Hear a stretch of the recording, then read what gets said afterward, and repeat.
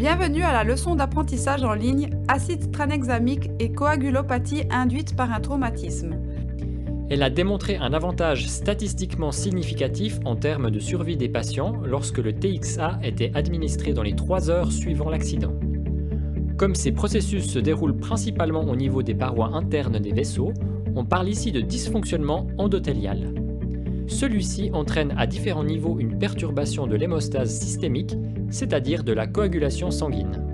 Ces conditions hypoxiques entraînent une production insuffisante de certains facteurs procoagulants, c'est-à-dire favorisant la coagulation, dans les parois des vaisseaux et dans le sang. En cas de choc hémorragique traumatique, la thermorégulation de l'organisme est souvent altérée. Cela permet dans de nombreux cas d'obtenir au moins une stabilisation temporaire des conditions circulatoires. Cependant, l'administration de volume a en même temps pour conséquence que le volume de sang restant encore en circulation est nettement dilué, ce qu'on appelle l'hémodilution. La perte de sang progressive entraîne la perte de facteurs de coagulation indispensables. De plus, une thérapie volumétrique stabilisant la circulation sanguine entraîne une dilution des composants sanguins, ce que nous appelons une hémodilution. Lorsque certains facteurs de coagulation présents dans le plasma sanguin entrent en contact avec ce facteur tissulaire, ils sont activés et le processus de coagulation démarre.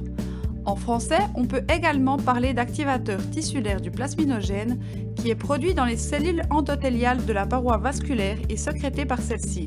Lorsque le plasminogène et le TPA se lient à la fibrine, il se transforme en plasmine active, ce qui entraîne le clivage du cordon de fibrine.